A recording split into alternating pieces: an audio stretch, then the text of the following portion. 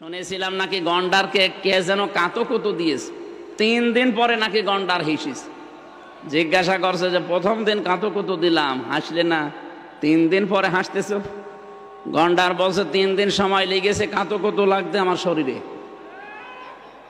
তা আমার মনে হয় আমাদের দায়িত্বে যারা ছিল সব গন্ডার, গন্ডারও না, গন্ডারের তো হাসে 3 দিন, আর এরা 14 দিন পরে খবর হয় যে আমির হামজা বলেছিল যে চিকিৎসা করাবে, তারপরে নিয়েছে কি ওই প্যারাসিটামল আর নাপা, এর উপরে 3.5 বছর এইভাবে গেছে। এই কারণে আমার কি দেখার মতো নেই, দেখার মতো যেটা ছিল সেটা তো কয়েকদিন পরে বের হয়ে গিয়েছিল, পরিমণি দেখার মতো না। ও বলছে না, দেখার মতো ছিল। আলহামদুলিল্লাহ, বাংলাদেশের ঐতিহ্যবাহী জেলা টাঙ্গাইল পৌর উদ্যানে বাংলাদেশের ন্যায় ও ইনসাফ ভিত্তিক সমাজ কায়েমের লক্ষ্যে মহাবিশ্বের মহাবিশ্বয় আমাদের মালিক, আমাদের মনিব মহান রব্বুল ইজ্জাত ওয়াল জালালের মুখের পবিত্র বাণী কোরআনে কারিম। এই মাইকলা কই, এগুলো আওয়াজ দেন না কেন? রিভাব দেন, আর এগুলো আওয়াজ কানে যেন এসে বাজে। তাফসীরুল কোরআন মাহফিলের স্বনামধন্য সভাপতি, বাংলাদেশ জামাতে ইসলামী টাঙ্গাইল জেলা শাখার শ্রদ্ধাভাজন আমির জনাব হাসান হাবিব মাসুদ, সভাপতি সমাজ আদর্শ সমাজ কল্যাণ পরিষদ সাবালিয়া টাঙ্গাইল, দামাত বারকাতুহুমুল আলিয়া, বলেন আমিন। এতক্ষণ যারা এখানে কথা বললেন আমার আগে, ইসলামিক চিন্তাবিদ ডক্টর রফিকুল ইসলাম মাদানী, আতালাল্লাহু উমরাহু ওয়া বারাকাল্লাহু ফি হায়াতি, বলেন আমিন। কথা বলেছেন হাজারো আলেমের উস্তাজ হাফেজ মাওলানা হাবিবুল্লাহ ইকবাল, দামাত বারকাতুহুমুল আলিয়া। মঞ্চে বসা সম্মানিত ব্যক্তিবর্গ, সামনে বসা মুসলমান ভাইরা, পর্দার আড়ালের সম্মানিতা মা এবং বোনেরা, প্রশাসনের ভাইরা, প্রাণ প্রিয় টাঙ্গাইলবাসী, আগেই শুকরিয়া আদায় করছে যে বিশাল একটা পাথর আল্লাহ আমাদের বুকের উপর থেকে নামিয়ে দিয়েছেন। আওয়াদানা আনকা ভিজরাক আল্লাযী আনকাযা যহরাক, ১৫০০ বছর আগে আয়াতটা নাজিল হয়েছে। বিশ্বনবীকে আল্লাহ জানিয়েছিলেন, হে নবী, বিশাল বোঝা আপনার পিঠকে বাঁকা করে রেখেছিল, আমি কি ওইটা নামিয়ে দেইনি? ওইটা ছিল IMA জাহিলিয়াতের বোঝা। ১৫০০ বছর পর 2024-এর 5 আগস্টে আল্লাহ আমাদের মাথার উপর থেকে, বুকের উপর থেকে, পিঠের উপর থেকে আওয়ামী জাহিলিয়াতের একটা বোঝা নামিয়ে দিয়েছে।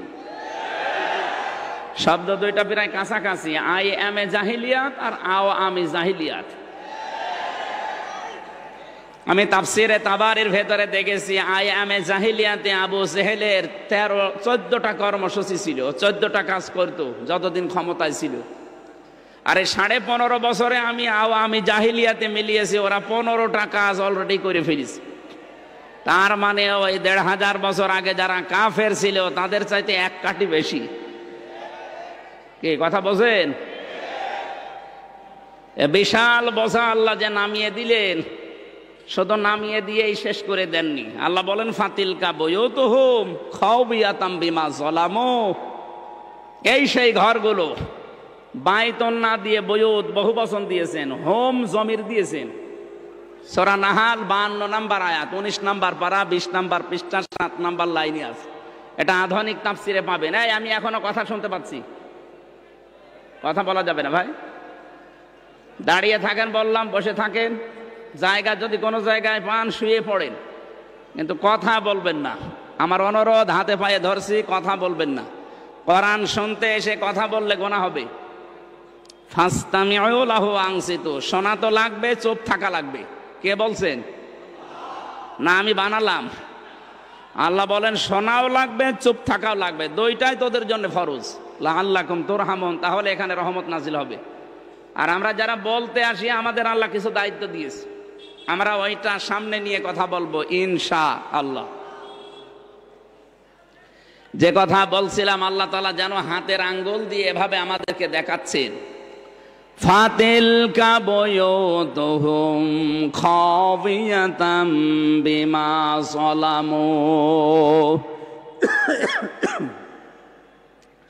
আল্লাহ পাক বলেন এই সেই ঘর, খাবিয়াতান আমি উজাড় করে দিয়েছি, পরিত্যক্ত বানিয়ে দিয়েছি, জনশূন্য করে দিয়েছি, সার শূন্য করে ফেলেছি, বিমা যালামু তাদের জুলুমের কারণে। এই আয়াতটা ১৫০০ বছর আগে নাজিল হওয়া, অথচ ২০২৪ সালের ৫ আগস্টে মনে হচ্ছে বিকাল ৫টায় আল্লাহ আর একবার নাজিল করেছে। আপনি তাকান সারা বাংলাদেশের দিকে,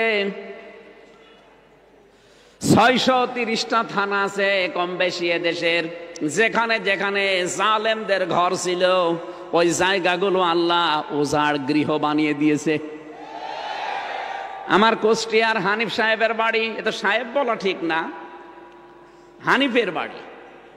কি এনো সাহেব বলা ঠিক না, কারণ সাহেব হওয়ার যোগ্যতা তারা হারিয়ে ফেলেছে। ওরে ইনো বলা যায়, না হলে নুনু বলা যায়, কারণ এখন মানুষ আর ইনো বলে ডাকে না, বলে নুনু। সেদিন আদালতে তুলতে সময় দেখলাম একজনকে পচা ডিম মেরেছে, বলছে নুনুর গায়ে মারলাম। বলবে তো যে ইনো গায়ে না, বলছে নুনুর গায়ে মারলাম। তার মানে নামও পাল্টিয়ে গেছে, এখন আর কেউ ইনো বলেও ডাকে না। সাহেব তো দূরের কথা, নাম পাল্টিয়ে দিয়েছে নুনু। এই জন্য হানিফের বাড়ি আপনি দেখবেন উজাড় গৃহ বানিয়ে দিয়েছে আল্লাহ, এখন জাতীয় টয়লেট।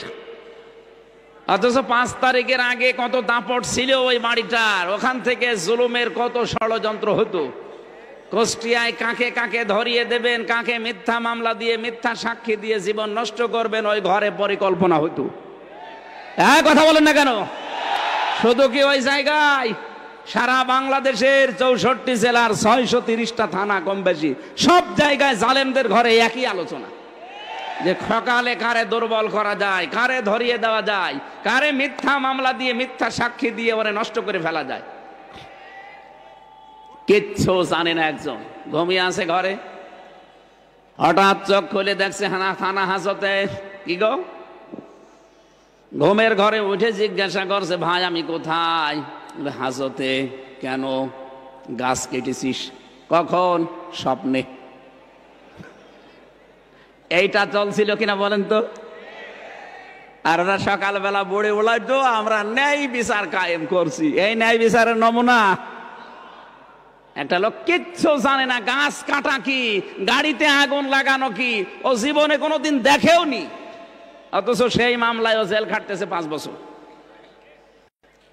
আর বানানোর সাক্ষীগুলো তো সব আগে থেকে রেডি করা। আমারে বলছে আপনার নামে ৫০টা মামলা হবে। আমি বললাম যে স্যার আপনি কি মামলা বানাবেন? বলছে মামলা সব আমাদের রেডি করা আছে, শুধু নাম লিখে দেব। কি চলছিল দেশে আপনি টের পাচ্ছেন? এইরকম একটা পাথর আল্লাহ নামিয়ে দিয়েছেন, আর এই জুলুমের জায়গাগুলো আল্লাহ খাবিয়াতান বানিয়ে দিয়েছেন, যে একেবারে সার শূন্য পরিত্যক্ত বানিয়ে দিয়েছেন। সবচাইতে বড় জুলুমের সিদ্ধান্ত যেখান থেকে হতো, ওই বাড়িটার দিকে তাকান, মানুষ এখন জামাতবদ্ধ হয়ে যে প্রসাব করছে। গত ৩ দিন আগে পত্রিকায় দেখলাম ৮-৯ জন একসাথে গিয়েছে বিভিন্ন দিকে, মুখ রাস্তায় প্রসাব করছে। এমনি এমনি এগুলো হয়নি, বিমা যালামু তাদের জুলুমের কারণে আল্লাহ এগুলো করেছে। এই কথা বলেন না কেন? জুলুম করার পরে মানুষগুলো উল্লাস করত। যারা জুলুম করে উল্লাস করে, হাসি দেয়, আল্লাহ বলেন হে নবী ওদের হাসতে দেন, কিছুদিন পরে দেখবেন ওরা কাঁদবে। আপনাদের টাঙ্গাইলের কৃতি সন্তান নাম বলতো, শাপলা চত্বর পরিষ্কার করার পরে উনি আবার কি কথা বলেন না কেন? এখন কাঁদতেছে। এদের আবার বলে সাক্ষী লাগবে। সাক্ষী তো সে নিজেই, তার ভিডিও নেই। এখন রাত 12টার পরে 2টার ভেতরে পুরা শাপলা চত্বর সাফ করা হয়ে গেছে, কথা যে বলতে পারে, তার আবার মার্ডারের জন্য সাক্ষী লাগবে কোন কারণে? এরকম মানুষ টাঙ্গাইলে জন্ম নেওয়া ঠিক হয়নি, কারণ এখানে মাওলানা ভাসানীর জন্ম। এ কথা বলেন না কেন? উনি বলেছিল যখন এই জাতি বুঝবে যে ভারত আমাদের শত্রু, তখন এই জাতি তোমরা বুঝবা যে আমরা একটা ঠিক পথে আছি। তারা বিচক্ষণ ছিল, আর আমরা এমন বিচক্ষণ যে স্বামী স্ত্রীর সম্পর্ক বানিয়ে দিয়েছেন। ভালো কথা, স্বামী স্ত্রীর সম্পর্ক আপনারা বানিয়েছেন, আর মেনে নিলাম। যান, স্বামীর কাছে স্ত্রী আছে, সাথে শালি গেছে। আমরা চাই এখন আপনি স্বামী আর স্ত্রী দুইজন মিলে পকেট মারবেন, শালি আর এই মেয়ে মিলে।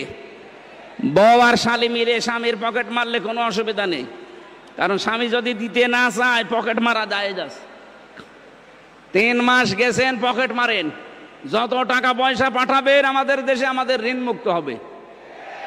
জামাইয়ের কাছ থেকে যদি কিছু নাই পায়, ও সারা জামাই দরকার কি? কথা বলে কেন? এমনিতে তো কিছু দেয় না, তারপরে পকেট মারা টাকাগুলো দিলে অন্তত আমরা ঋণ মুক্ত হতাম। যা করে গেছে, প্রতিবেশীর নামে যা করছেন, পৃথিবীর ইতিহাস হয়ে থাকবে। আপনাদের ঈমান নেই আমরা জানি, কিন্তু বিবেক তো আছে। বিবেকটা কাজে লাগান। এই বাংলাদেশে আজ পর্যন্ত কোন মন্দির ভেঙে মসজিদ বানানো হয়েছে কোন রেকর্ড নেই, অথচ ভারতের বুকে কতগুলো মসজিদ ভেঙে মন্দির অলরেডি বানানো শুরু হয়ে গেছে। এই আপনার প্রতিবেশীর আচরণ, কি জবাব দেবেন আপনি তামাম দুনিয়ার মানুষের কাছে? গুজরাটে এতগুলো মানুষকে হত্যার সাথে আপনারা জড়িত। এখনো পর্যন্ত ফিলিস্তিনে মানুষ মরছে, এখনো পর্যন্ত কথা বলছেন না কেন? না, এগুলো সীমা লঙ্ঘনকারীকে আমাদের যিনি মালিক, আপনারা যাকে উপরওয়ালা বলেন, আমরা মালিক বলি। আমাদের আল্লাহ সীমা লঙ্ঘনকারীকে পছন্দ করেন না। ইন্নাল্লাহা লা ইউহিব্বুল মুতাদিন। আপনারা থামবেন, নয়তো হাসি যা আরম্ভ করেছেন অট্ট হাসি, হাসি কিন্তু বেশি দিন থাকবে না। আমি আজকে সকালে একটা টক শো শুনছিলাম কলকাতার, 45 মিনিট। ওখানে প্রায় 7 জন, ওরা সব উদ্রেক প্রকাশ করছে, সব আতঙ্কে আছে। বাংলাদেশে শুধু কিছু আলেমরা হুঙ্কার দিয়েছে যে কয়েকটা কর্মসূচি সরকার হাতে নেন, দেখেন ঠান্ডা হয়ে যাবে। মুশরিক যারা, তারা ওরা এত ভয় পেয়েছে, বলছে আমাদের 7 সিস্টার আবার হারিয়ে যায় কিনা।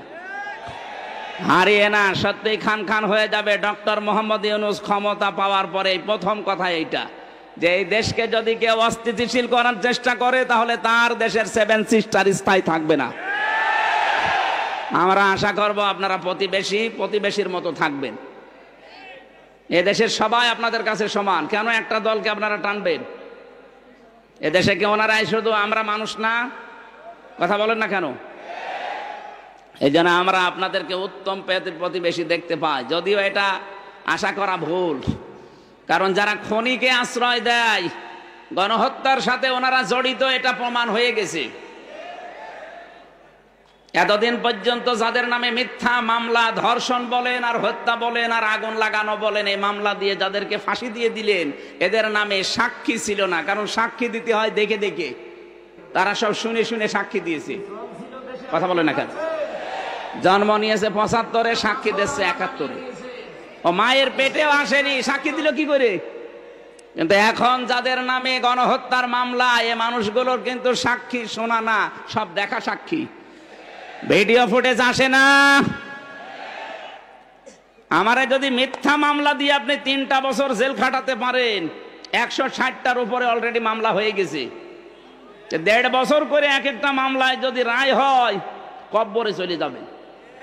সুতরাং ওখানে বসে বসে জেলা আমির যেটা বলছিলেন, এই ষড়যন্ত্র করবেন না। আর আমরা পাগল, ষড়যন্ত্রে পা দিতে যান কোন কারণে?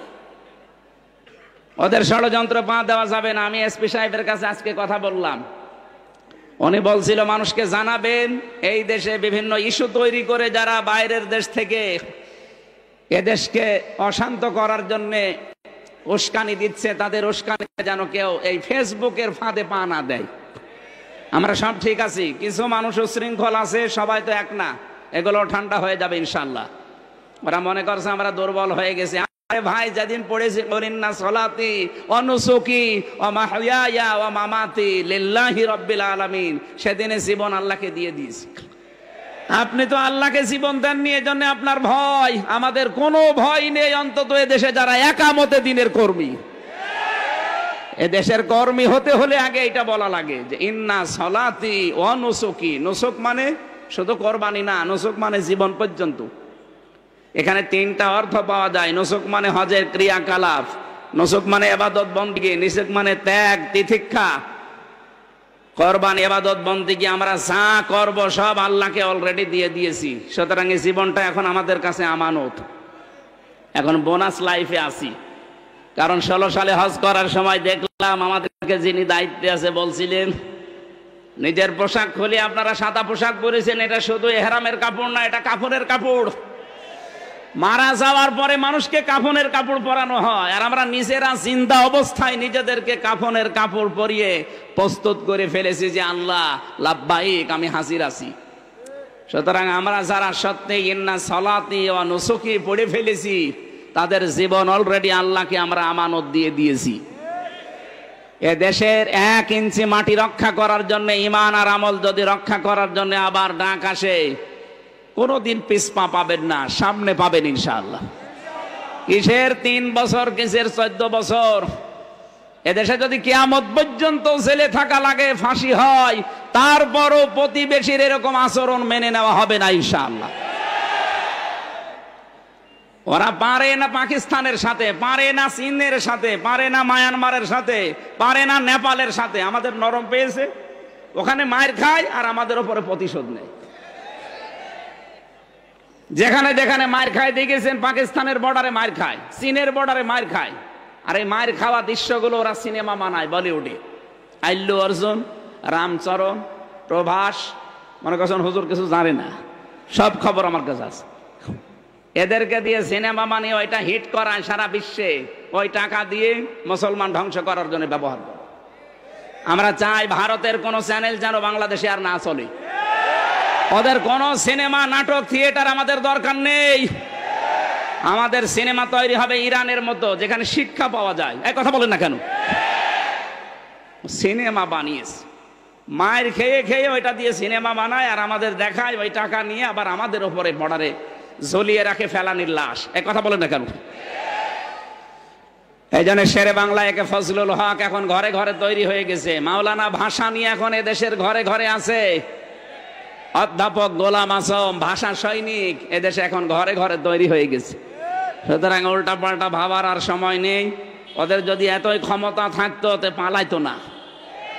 আন্দাজে উস্কানিতে পা দিয়ে নিজের পেছনে লাল করবেন না। একবার একটু করেছিল, আর্মিতে এমন পিটানো পিটিয়েছে, ওই 3 দিনে শুনলাম গোপালগঞ্জ থেকে ঢাকা যদি কেউ বাসে আসে, দাঁড়িয়ে আসলে 1000, বসে আসলে 300। বসবেন কি করে? পেছনে তো উল্টা পাল্টা হয়ে গেছে। এই জন্য এরকম উস্কানিতে আর কেউ পা দেবেন না। দেয় যদি ওনার আপনজন যারা আছে তারা দিক। কথা বলেন না কেন? কোরআনে কারীম আমরা যারা শুনতে এসেছি, এই জল খাওবিয়াতাম বিমা যালামু দিয়ে আল্লাহ আমাদেরকে জানিয়েছেন, ওদের জুলমের কারণে যদি ওদের বাড়ি ঘর পরিত্যক্ত করে দিতে পারি, ইন্না ফি যালিকা লা আয়াতান, এখানে লামে তাকিদ।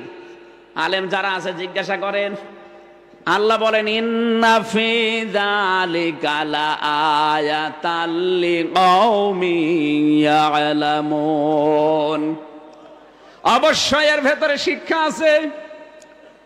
এই যে জালেমদের যে অবস্থা করেছি, কোন মানুষ যদি আবার জুলুম করে, লিকাওমি ইয়ালামুন, যারা জ্ঞানী সম্প্রদায় তাদের জন্য এখানে শিক্ষা হচ্ছে এই, ওরা 15.5 বছরে একেবারে মাটি থেকে শুরু করে আসমান পর্যন্ত পুরা শিকড় ওরা সব জায়গায় গেঁথে ফেলেছিল।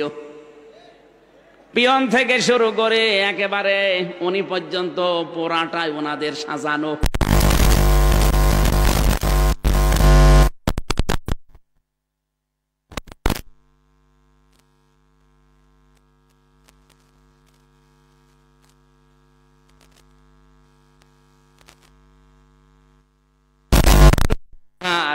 ওরা যদি এত কিছু শিকড় তৈরি করার পরে 15 বছর একাধারে অবৈধ থাকার পরও টিকতে না পারে, জুলুম করার কারণে ওদের বাড়ি ঘর যদি উজাড় গৃহ হয়ে যায়, জনশূন্য আল্লাহ বানিয়ে দিতে পারে, আগামীতে যারা চেয়ারে বসবেন এরা যদি আবার জুলুম শুরু করেন, আপনাদের বাড়ি ঘর আল্লাহ কিন্তু উজাড় গৃহ বানিয়ে দেবে।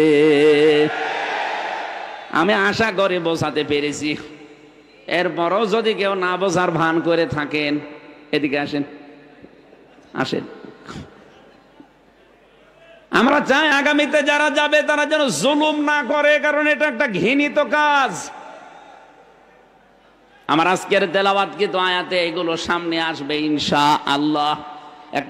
একটা গ্রামের উদাহরণ আল্লাহ এখানে আমাদেরকে শুনিয়েছেন কিছু শিক্ষা দিতে। আমি আয়াতটা মিলিয়ে দেখলাম বাংলাদেশের সাথে অলরেডি খাপের খাপ মমতাজের বাপ মিলে যাচ্ছে। আমরা ওইভাবে কথা বলবো, তাফসির আকারে লিখে দিয়েছেন তাফসিরুল কোরআন মাহফিল ইনশাআল্লাহ। কোরআনে কারিম আজ পর্যন্ত যারা শুনতে এসেছে নাজিল হওয়ার পরে কিয়ামত পর্যন্ত যারা শুনবে, এই মানবতা 3 শ্রেণীতে বিভক্ত। 1 নম্বরে কোরআন শুনলেই বাধা দিত, এরা কাফের। এরা কি? এই 15.5 বছরে কোরআনের কথা শুনলেই বাধা দিত এমন মানুষ পাওয়া যায়নি। হয়তো সরাসরি বলে নাই যে হবে না, কিন্তু 14 জায়গায় অনুমতি নেওয়া লাগবে এই সিস্টেম করেছিল। বিষয় একই, যাতে মাতাল হলো তাহলে ঠিক ছিল। একটা ছেলে শুধু ফুল ছেড়ে গাছে, পাশের বাগানের মালিকের ছেলে এসে বলছে, চাচা আপনার এই ছেলে আমাদের বাগানের ফুল ছেড়ে বারবার, আপনি কিছু বলেন না কেন? চাচা বলছে ওই ছেলেটার একটু মাথা খারাপ, এই কারণে ছেড়ে। ভাতিজা বলছে, চাচা ওর মাথা খারাপ, পাশেই তো আপনার বাগান, ও বাগানের ফুল তো ছেড়ে না। চাচা বলছে ওর মাথা খারাপ, তবে অত খারাপ না। ওরা যাতে মাতাল হলো তাহলে ঠিক ছিল। দেখেছেন 96% মুসলমান এখানে একবারে বলে না যে না কোরআনের অনুষ্ঠান হবে না, কিন্তু যেন না হতে পারে এই জন্য 14 জায়গায় পারমিশনের ব্যবস্থা করেছিল। কেউ যাবেও না 14 জায়গায়, কোরআনের কথা শুনবেও না। আলহামদুলিল্লাহ পাথরটা সরে যাওয়ার কয়েকদিন পরেই এদেশের গোয়েন্দা বিভাগের সর্বোচ্চ যিনি দায়িত্বে আছেন আমারে হোয়াটসঅ্যাপে কল দিয়েছিল। আমার বলছে, হুজুর বাংলাদেশের 56,000 বর্গ মাইলের যেখানে ইচ্ছা কোরআনের কথা বলবেন, কারো অনুমতি নেওয়া লাগবে না। যদি কেউ একটু উসবিস করে বাধা দেয় শুধু আমারে জানাবেন, ওর ঠ্যাং ভেঙে ফেলবো। আমি বললাম, স্যার আপনি এতদিন ছিলেন কোথায়? আমি নতুন দায়িত্ব পেয়েছি, আমি একজন মুসলমান, মুসলমানের দেশে অন্যান্য ধর্মের কথা বলতে যেমন কোনো বাধা নেই, 96% মুসলমানের দেশে আল্লাহর কোরআনেও কোনো বাধা থাকবে না। কোরআনে কারিম শুনলেই বাধা দেয়। 1 নম্বরে আল্লাহ জানিয়েছেন এরা কাফের। সূরা হামিম সেজদা 26 নম্বর আয়াতটা দলিল। 2 নম্বরে কোরআন শুনতে আসে, বিশ্বাসও করে, কিন্তু যখন দেখে যে এগুলো আমার সাথে মিলছে না তখন আস্তে করে কেটে পড়ে। এর নাম মুনাফিক। এর নাম বলেন সূরা নিসা 61 নম্বর আয়াতে এই তথ্য আছে। এখানে যারা এসেছেন অধিকাংশ মানুষ আমরা বিশ্বাস করছি কোরআন আল্লাহর কিতাব। কোরআন কার কিতাব? হামজা এসেছে কুষ্টিয়া থেকে, ও বানিয়ে বলবে না, যা বলবে কোরআন থেকে বলবে, এইটাও বিশ্বাস করে। কিন্তু যখন দেখে যে না একই বলছে তো আমার সাথে মিলছে না, তখন আস্তে করে পেছন দিক থেকে কেটে পড়বে। দেখেন কোনটা ওঠে, ওই যে একটা চলে যাচ্ছে। শুধু পোশাক পায়খানা আর বিড়ি খাওয়া বাদ দিয়ে কেউ যেতে পারবেন না। বিড়ি খাওয়ার নেশা যদি খুব লাগে খেয়ে চলে আসবেন, কিন্তু একেবারে চলে যাবেন না, খেয়ে আবার চলে আসবেন। আসবেন তো? অবশ্যই ইনশাল্লাহ। তার মানে ও খাবে। কি চেলায় আসলাম না, এটা ছেড়ে দেওয়া দরকার ভাই। ছাগলেও খায় না এটা, আর আপনি খান। আপনি ছাগল, আশা করছি ছেড়ে দেবেন, ওই বদ অভ্যাস বাদ দেবেন। তাহলে মুনাফিক হচ্ছে তারা যারা কোরআনে কারিম শুনতে আসে, বিশ্বাস করে, কিন্তু যখন নিজের সাথে দেখছে না এগুলো তো মিলছে না, আস্তে করে কেটে পড়বে। আমি জেলে যাওয়ার আগে একবার খুলনা, ওটা রূপসা থানায় এক মাহফিলে সভাপতি আমার কানের কাছে এসে বলছে, হুজুর এখানে রাজনৈতিক দলের বিভিন্ন লোকজন আছে, আপনি মাটির নিচের ওয়াজ করেন। ঠিক আছে, তো মাটির নিচে সর্বপ্রথম প্রশ্ন হবে মার রব্বুকা, তোমার রব কে? এই প্রশ্নের জবাব যদি কেউ দিতে চায় তাহলে দুনিয়ায় তার 5টা জিনিস মানা লাগবে। কয়টা বলেন না কেন? 1 নম্বরে রব মানে সৃষ্টিকর্তা হিসাবে আপনি কাকে মানবেন? 2 নম্বরে রব মানে মাবুদ, যিনি ইবাদত পাওয়ার যোগ্য। 3 নম্বরে রব মানে আইনদাতা। 4 নম্বরে রব মানে অভিভাবক। 5 নম্বরে রব মানে পথ প্রদর্শক। শুধু বানিয়েই শেষ করে দেয়নি, পথ দেখিয়েছে। এই পাঁচটা বিষয় যারা আল্লাহকে মেনে নিতে পারবে দুনিয়ায়, তারা কবরে যেয়ে বলতে পারবে রব্বি আল্লাহ। একটা একটা করে যে ব্যাখ্যা দিয়েছি, সৃষ্টিকর্তা, মাহবুদ, আইনদাতা। আল্লাহর আইনে দেশে চলে তো বস হুজুর মাটির নিচের ওয়াজ দরকার নেই, উপরের ওয়াজ করেন। উপরে কি হবে তাহলে? আফা গায়রা দীনিল্লাহি ইয়াবগুন ওয়ালাহু আসলামা মান ফিস সামাওয়াতি ওয়াল আরদ তাওআ ওয়া কারহা ওয়া ইলাইহি ইরজাউন। তোমাদের কি হয়েছে? কোন দিকে দৌড়াচ্ছ? তোমরা কি আল্লাহর দিন বাদ দিয়ে অন্য কোনো কিছু তালাশ করো? অথচ আকাশ জমিনে যা আছে সব ইচ্ছায় অনিচ্ছায় আল্লাহর সামনে মাথা নত করে দিয়েছে, ফিরে আসা লাগবে তার কাছে। তাহলে আমরা এখনো পর্যন্ত এই জমিনে মাটির উপরে যারা আছি, আল্লাহর দিন বাদ দিয়ে কোন দিনের দিকে দৌড়াচ্ছি? কবরের দ্বিতীয় প্রশ্নে মা দীনুকা, তোমার দিন কি? কেউ যদি এ কথা বলতে চায় দীনুন আল ইসলাম, তাকে দুনিয়ায় পাঁচটা জিনিস মানা লাগবে। কয়টা? আরো জোরে। 1 নম্বরে আত্মসমর্পণকারী হওয়া লাগবে। 2 নম্বরে উন্নত চরিত্রের অধিকারী হওয়া লাগবে। 3 নম্বরে আকীদা শুদ্ধ করা লাগবে। 4 নম্বরে ইখলাস লাগবে আপনার প্রতিটি কর্মে। 5 নম্বরে লেনদেন স্বচ্ছ থাকতে হবে দুনিয়ায়। এই 5টা বিষয় যদি দুনিয়ায় মানতে পারেন, আপনি কবরে যেয়ে বলতে পারবেন দীনুন আল ইসলাম। এবার আমারে বলছো হুজুর এসব দরকার নেই, আপনি পরিবার নিয়ে বলেন। পরিবার নিয়ে মানে? কবরে নেই, জমিনে নেই, পরিবারটা কোন জায়গায়? পরিবার জমিনে না। বলছে থাক, পরিবার নিয়ে বলেন। স্বামী স্ত্রীর গন্ডগোল কেন হয়? এইটা ঠিক আছে না?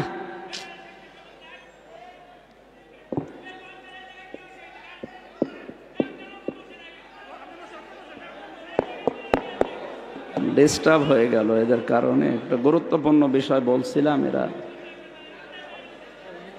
এই জন্যে এই মাঠের ময়দানের এইগুলো আমার আসতে মনে বলে না। সেমিনার হলে একটু ভালো হয়। একটা বিষয় এত কষ্ট করে যদি বুঝিয়ে ও না বোঝে,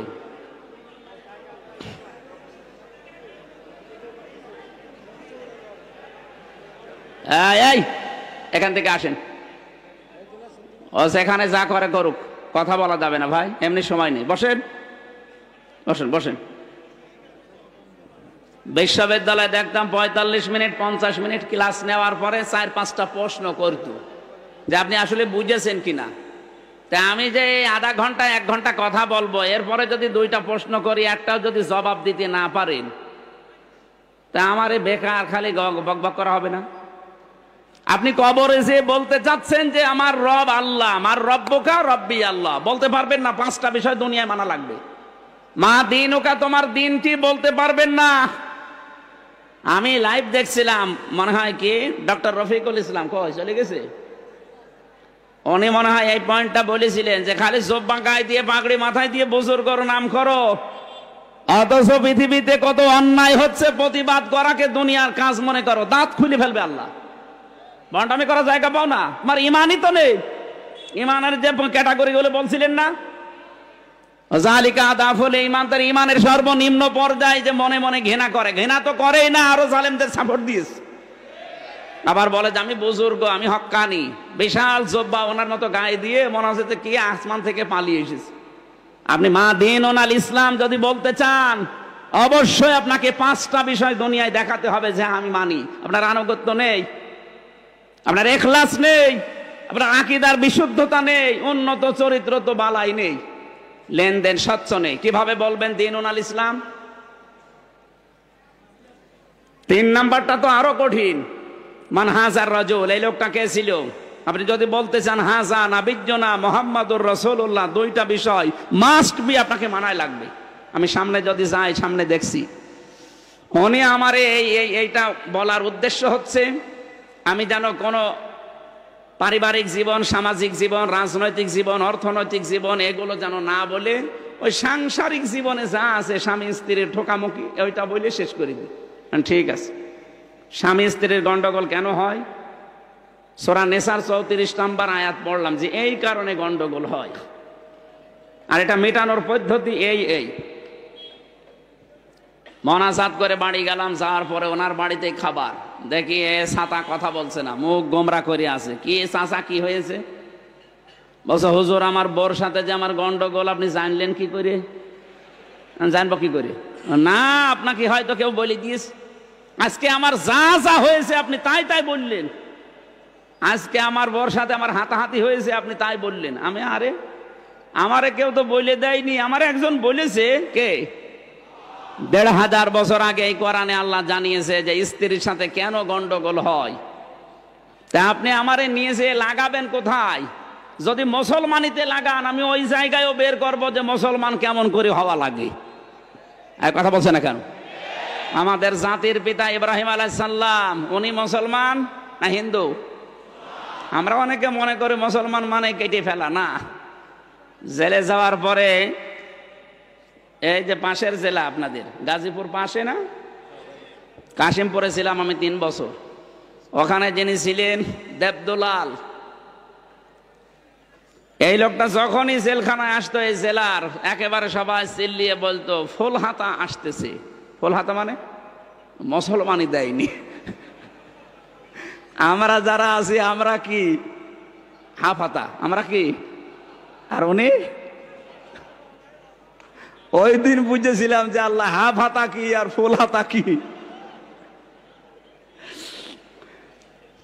তো এই লোকটা ফুল হাতা হোক, আমরা মনে করছি আমরা হাফ হাতা হয়ে গেছি, আমরা মুসলমান। না, মুসলমান হওয়ার জন্য সর্বপ্রথম আপনাকে আত্মসমর্পণকারী হওয়া লাগবে। আমাদের জাতির পিতা যেটা করেছিলেন, ক্বালা আসলামতু লিরাব্বিল আলামিন।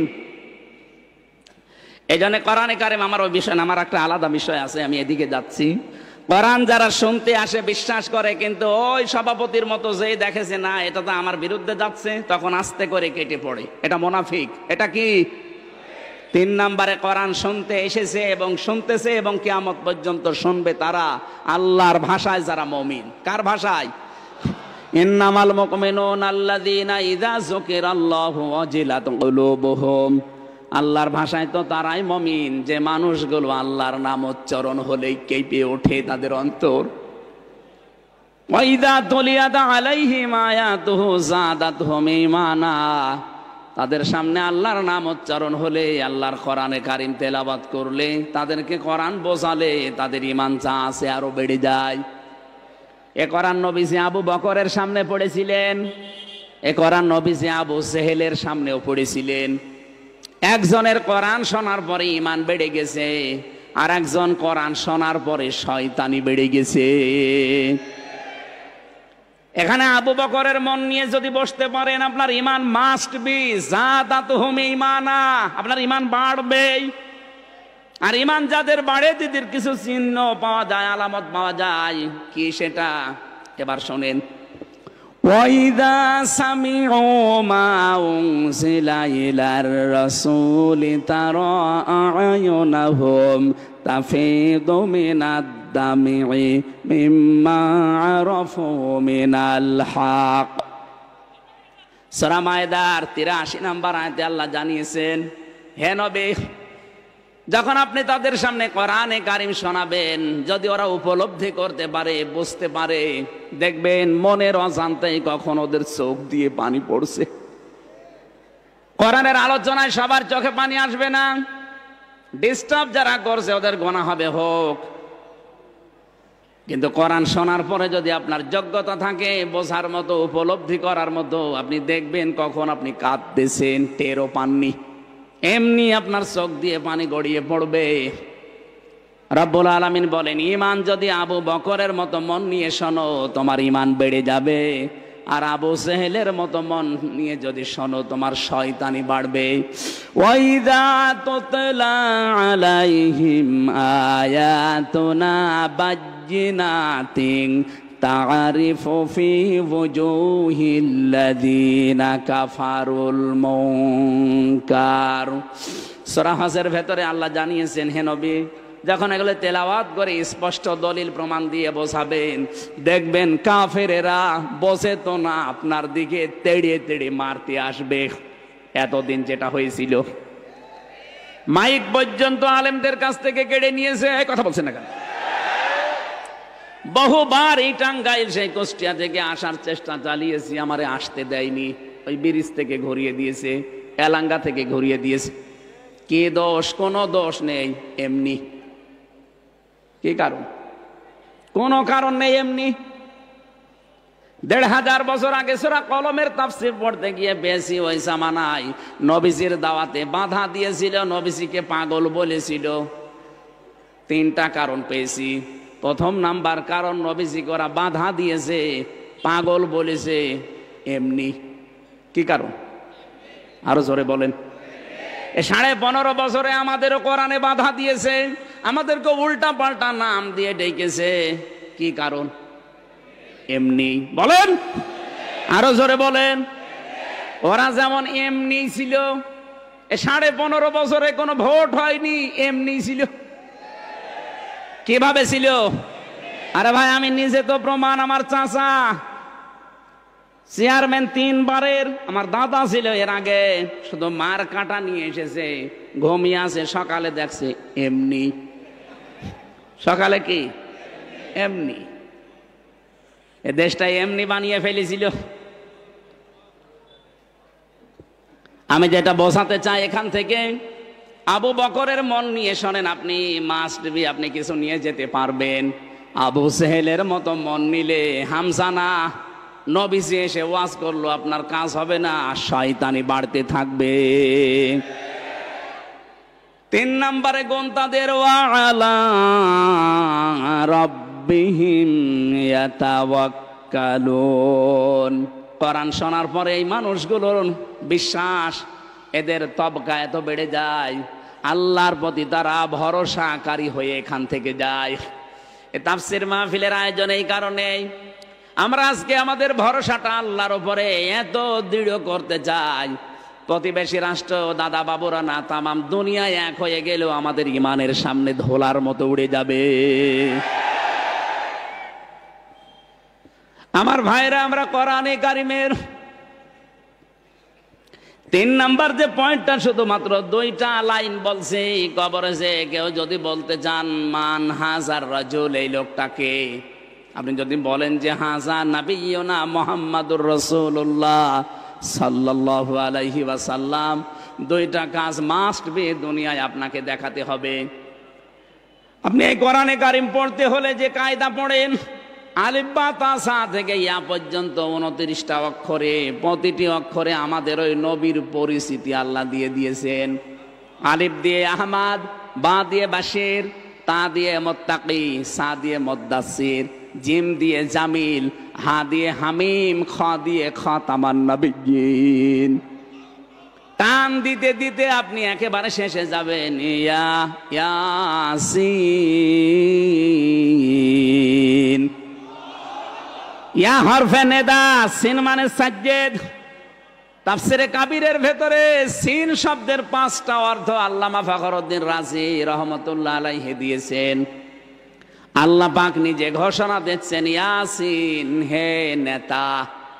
সিন মানে সাজ্জেদুল আলামিন, সিন মানে সাজ্জেদুল বাশার, সিন মানে সাজ্জেদুল কাউনাইন, সিন মানে সাজ্জেদুল মুরসালিন, সিন মানে সাজ্জেদুল আম্বিয়া। এর এক একটা অক্ষরের ভেতরে হাজার হাজার কথা আছে। যত গবেষণা করবেন তত নতুন জিনিস পাবেন। আমার আলোচনার বিষয় একটা, এই জন্য আমি শুধু ইঙ্গিত দিলাম। আজ যারা আল্লাহর ঘোষণা দেওয়া নেতা ইয়াসিন, বিশ্বনবীকে যারা নেতা মানেন না, অন্য কাউকে যারা নেতা মানেন, আপনি বিশ্বাস করতে পারেন কবরে যে আপনি ধরা খাবেন। কারণ নবীজিকে আল্লাহ দেখিয়ে বলবে মান হাজার রাজুল, এই লোকটাকে। আপনি বলতে পারবেন না, বলবেন লা আদরি, লা আদরি, আমার জানা নেই। যদি আপনি দুনিয়াতে বিশ্ব নবীর আদর্শে যারা চলে তাদেরকে নেতা মেনে চলতে পারেন, তাদের আদর্শ মতো চলতে পারেন, আপনি কবরে গিয়ে বলতে পারবেন হাজা নাবিয়ুনা মুহাম্মাদুর রাসূলুল্লাহ। আমরা তো এইটাই চাই, আপনি যেন ধরা না খান কবরে। কথা বলেন না কেন? আল্লাহ আমাদেরকে যেন বাঁচিয়ে দেন, দয়া করে বলেন আমিন।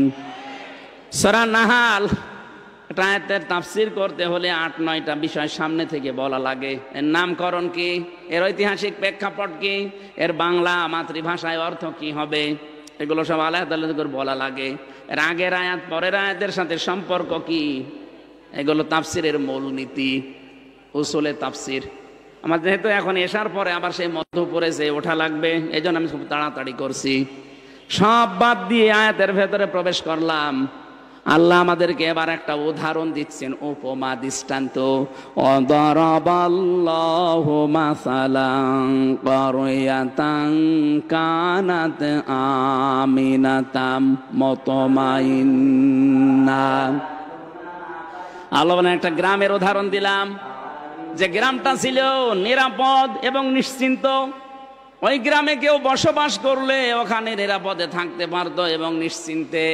তাফসিরে মুফাসসির দিয়েছেন ইবনে কাসিরে, এটা হচ্ছে মক্কা। এটা কি? আমি কেন বলছি বারবার এই কথাগুলো?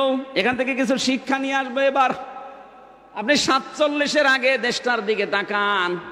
যাই ছিলাম, আমি ইতিহাস পড়ে যা দেখেছি, আমরাও নিরাপদেই ছিলাম। কথা বলেন না কেন? এই দাদাদের চক্রান্তে ওই সময়ে দেশটা, ওনাদের থেকে পাকিস্তান আর আমরা দুইটা ভাগ হয়ে গেলাম। এরপরে দেখেন এই যে 71 সালে ষড়যন্ত্র করে আমরা যেন দুর্বল হয়ে থাকি, এই কারণে পাকিস্তান থেকে আমাদেরকে ওরা আলাদা করে দিয়েছে। ওনারা পাকিস্তান থেকে আমাদেরকে আলাদা করে দিয়েছে, এই জন্য নাকি সারা জীবনের ওনারা আমাদের বন্ধু। ওনারা কি বলেন না কেন? পাকিস্তান থেকে মাত্র একটা ভাগ আমরা বের হয়ে গেছি, এই জন্য যারা করে দিল এই কাজ, আমাদেরকে যারা আলাদা করে দিল পাকিস্তান থেকে, তারা যদি আমাদের বন্ধু হয়। ডক্টর ইউনূস উনি চাচ্ছে 7 সিস্টারের মাধ্যমে ভারত যেন আরো 7 ভাগ হয়। আপনারা 1 ভাগ করে যদি বন্ধুর দাবি করেন, আমরা তো 7 ভাগ করে দেওয়ার চেষ্টায় আছি। আমরা কত বড় বন্ধু আপনি টের পাচ্ছেন? আরে ভাই, আপনি 1 ভাগ করে যদি সারা জীবনে বলতে পারেন আমরা তোমাদের বন্ধু, আমরা কয় ভাগ করব? 7 সিস্টার। 7 ভাগ করার চেষ্টায় আছি। আপনার বড় বন্ধু আমরা। এখান থেকে আল্লাহ বলেন ইয়াতিহা রিজকুহা রাগাদাম মিন কুল্লি মাকান। বাংলাদেশ পাকিস্তান যখন এক ছিল, আপনি দেখেছেন আমাদের আশপাশ যে দেশ থেকে, আল্লাহ বলেন ওই যে মক্কায় বিভিন্ন দেশ থেকে তাদের কাছে জীবন উপকরণ, রিজিক যা লাগে সব আমি আল্লাহ ব্যবস্থা করে দিয়েছিলাম। এগুলো আসতো। ফাঁকা ফারাত বিয়ান মিল্লাহ। কিন্তু ওই দেশের যারা দায়িত্বে ছিল তখন তারা কুফরি আরম্ভ করলো আল্লাহর সাথে। এই কুফরের ভেতরে কয়েকটা বিষয়। 1 নম্বরে তারা আল্লাহর বিধান এবং আল্লাহর পাঠানো সব চাইতে বড় নিয়ামতের ভেতরে 2 নাম্বার নিয়ামত নবীজি। আল্লাহর 1 নাম্বার বড় নিয়ামত কোরআন। নাম কি? 2 নাম্বার বড় নিয়ামত নবীজি। লাকাদ মান্নাল্লাহু আলাল মুমিনিন। তোমাদের প্রতি আল্লাহর সব চাইতে বড় দয়ার ভেতরে অন্যতম, তিনি তোমাদের ভেতরে একজন নবী পাঠিয়েছেন। সেই নবীকে ওরা মিথ্যাবাদী বলেছে, নবীকে ওরা কাজ্জাব বলেছে, নবীকে ওরা পাগল বলেছে, মাজনুন বলেছে, এমনকি দেশ থেকে পর্যন্ত তাড়িয়ে দিয়েছে। কথা বলে না কেন?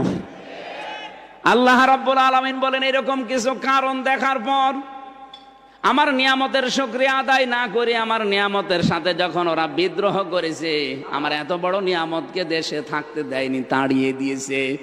ফাযাকাল্লাহু লিবাসাল জুই ওয়াল খাউফ। তখন আমি আল্লাহ ওদেরকে পোশাক পরিয়ে দিলাম স্বাদ চাকাতে, মজা চাকাতে, আস্বাদন করার জন্য। 1 নম্বরে দিলাম ক্ষুধা, 2 নম্বরে দিলাম ভয়। তাফসীরের ভেতরে দেখেছি ক্ষুধার ভয় আমার আল্লাহ এমন বেশি দিয়েছিলেন, ওরা পায়খানা পর্যন্ত গরম করে ওর সাথে মদ মিশিয়ে বড়ি বানিয়ে খেত। এত দুর্ভিক্ষ লেগে গিয়েছিল। নবীজি যখন তাড়িয়ে দেয়, আল্লাহর নবী তখন কাবা শরীফের দিকে ওই জায়গায় মুখ করে বলেছিলেন, কাবা, আমার বড় ইচ্ছা ছিল তোমার খেদমত করব, কিন্তু তোমার নিষ্ঠুর সন্তানরা আমারে থাকতে দিল না। হ্যাঁ, তবে আমি যাচ্ছি। আল্লাহ যাবার সময় তাকে সূরা কসসের 85 নম্বর আয়াতের শেষেরটা শুনিয়েছিলেন, লারাদ্দুকা ইলা মাআদ। হে নবী, আপনাকে যেখান থেকে ওরা তাড়িয়ে দিল, লা এখানে আলেম আছে, লামে তাকিদ দিয়েছেন। আল্লাহ গ্যারান্টি দিয়ে বলেন, হে নবী, অবশ্যই আপনাকে আমি আবার এই জায়গায় ফিরিয়ে নিয়ে আসব। শুধু ফিরিয়ে নিয়ে আসবো না, সম্মানের সাথে নিয়ে আসবো। এই আয়াতের তাফসিরে আধুনিক মুফাসসির লিখেছেন, পৃথিবীতে যুগে যুগে যারা কোরআনের জন্য কষ্ট স্বীকার করে, বিতাড়িত হয়ে যায়, কণ্ঠাসা হয়ে থাকে, এই মানুষগুলোকে আল্লাহ যখন ফিরিয়ে নিয়ে আসে তখন সম্মানের সাথে নিয়ে আসে। এর বাস্তব প্রমাণ নবীজি নিজে যখন ফিরে এসেছিলেন বাদশাহ হয়ে, কি হয়ে? এই বাংলাদেশেও প্রমাণ আছে, মাওলানা আবুল কালাম আজাদ, এই কথা বলেন না কেন? বিতাড়িত হয়েছিলেন দেশ থেকে, পালিয়ে গিয়েছিলেন, তার নিজের দোষে না, কোরআন প্রচারের কারণে আল্লাহ তাকে ফিরিয়ে নিয়ে এসেছেন সম্মানের সাথে। এখন মাওলানা আবুল কালাম আজাদ এসেছে, আসবে, উনি যদি জেলাতে আসে, জালেমরা আসবে, যে মানুষগুলো আসবে মহব্বত নিয়ে, তার চাইতে কোটি গুণ মানুষ আসবে মাওলানা আবুল কালাম আজাদ ওই যে লাল দাড়িওয়ালার কথা শুনতে। দ্বিতীয় মাসলা হচ্ছে, পৃথিবীতে কোরআনের বিপক্ষে অবস্থান যারা নেয়, এরা যদি একবার পালায়, এই পৃথিবীর ইতিহাস আল্লাহ কাউকে আর এই পৃথিবীতে ফিরিয়ে নিয়ে আসে না। আপনি তাকান চেঙ্গিস খানের দিকে, কথা বলছেন না কেন? লক্ষণ সেনের দিকে, পালিয়েছে, আজ 805 বছর আগে পালিয়েছে, আজ পর্যন্ত ফিরে আসেনি। আর ওনার 3 মাস 5 দিন, 3 মাস 5 দিন না, 30 মাস 5 দিন পার হলো, আসবে না, কারণ আর ছাতা কয় বছর পরে মরে যাবে। টার্গেট দিয়েছিল 41 সাল। আপনার কি আজরাইলের সাথে কন্টাক্ট ছিল নাকি? আমরা 1 সেকেন্ডের ভরসা পাই না, কথা বলে না কেন? আর আপনার 86 বছর বয়স, এত ভরসা কোথা থেকে পেলেন? ভরসা যারা দিয়েছিল তারা এখন চিকিৎসাও করাচ্ছে না। শুনলাম যে রোগ হয়েছে এখন আর চিকিৎসাও করাচ্ছে না, ওদের ভেতরে এখন দ্বন্দ্ব লেগে গেছে যে ছাতা থাকলে শুধু আমাদের সাথে গন্ডগোল, ও ছাতার মরি যাক, ওর চিকিৎসাও লাগবে না। কোরআনের বিপক্ষে অবস্থান নিয়ে যদি আপনি কণ্ঠাসা হয়ে পড়েন, যদি পালিয়ে যান, যদি বিতাড়িত হন, নির্বাসিত হন, জীবনে আর ফিরে আসতে পারবেন না, সে লাইন শেষ। নবীজিকে আল্লাহ গ্যারান্টি দিয়েছিলেন, লা রদ্দুকা ইলা মাআদ, এটা নবী পর্যন্ত শেষ না, কিয়ামত পর্যন্ত আয়াতটা থাকবে। এজন্য আমরা যারা 15.5 বছরে কোরআনের জন্য কণ্ঠাসা হয়েছিলাম, এক পেশে হয়েছিলাম, বাড়ি থাকতে পারিনি, জেলে থেকেছি, দেশ থেকে চলে গেছে, এই মানুষগুলোকে আল্লাহ আবার প্রতিষ্ঠা দেবে সম্মানের সাথে।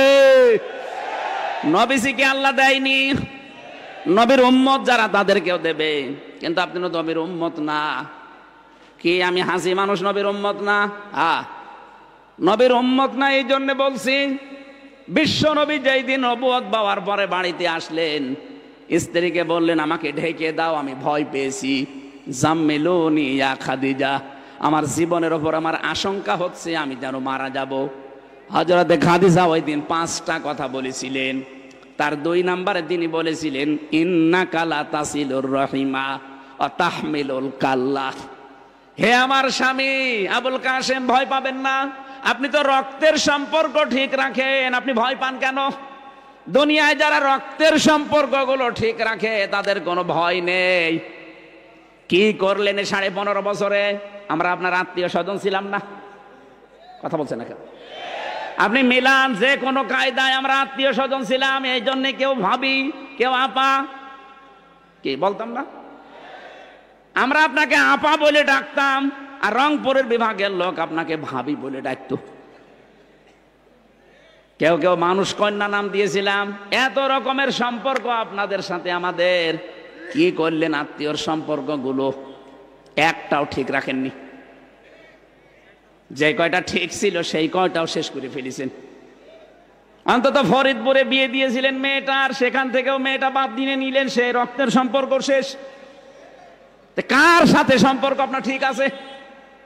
তাহলে রক্তের সম্পর্ক যারা নষ্ট করে তাদের ভেতরে ভয় ঢুকিয়ে দেন কে? বলেন।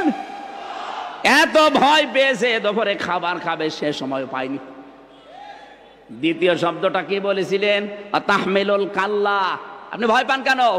আপনি তো মানুষের বোঝা বহন করেন। তাহলে দুনিয়াতে কেউ দুঃখের বোঝা, কষ্টের বোঝা, ঋণের বোঝা বহন করেন, এই জন্য আপনার ভয় নেই। আজ বাস্তবতা এইটা। আপনি পালিয়ে গেলেন, এত বোঝা আমাদের দিয়ে গেলেন কোন কারণে? এই দেশে আজ কত কষ্টের বোঝা মানুষের, এক কথা বলেন না কেন? কত দুঃখের বোঝা। এই যে 2780 জন মানুষ এখন হাসপাতালের বেডে কাতরাচ্ছে, এই বৈষম্য বিরোধী ছাত্র আন্দোলন করতে গিয়ে 2780 জন। কেউ হাত হারিয়েছে, কেউ পা হারিয়েছে, কেউ চোখ হারিয়েছে, কেউ অন্ডকোষ হারিয়েছে। এই মানুষগুলো তার পরিবারের কাছে, মা বাবার কাছে, ভাই বোনের কাছে, এরা বোঝা না? এই বোঝাটা দিয়ে গেলেন তো আপনি। চলে যখন যাবেন, আর কয়দিন আগে যেতে পারলেন না? চলে যদি যাবেন, এতগুলো বোঝা দিয়ে গেলেন কেন? এদেরকে এখন কে টানবে? তার মা বাবা কিভাবে টানবে? তার ভাই বোন, তার স্ত্রী স্বজন, এমনকি সমাজের লোক, দেশের লোক। এতটুকু বোঝা দিয়ে গেলেও হয়তো না। আজকে ডক্টর ইউনূস বলেছে দেশটাকে হাসিনা একেবারে শেষ করে দিয়েছে। এত ঋণের বোঝা আপনি দিয়ে গেলেন। এই দেশে এখন কেউ জন্ম নিলেই তার মাথার উপরে 1 লাখ টাকা ঋণ। নবীজি বলেন তার স্ত্রী তাকে সান্ত্বনা দিচ্ছে, আপনি ভয় পাবেন না, আপনি মানুষের বোঝা বহন করেন, আর আপনি আরো বোঝা চাপিয়ে দিলেন। তাহলে মানুষের বোঝা যারা হালকা করে না, বহন করে না, আরো বোঝা চাপিয়ে দেয়। ও নবীর উম্মত বাবজি করতে পারে না নবীর উম্মতের বাইরে।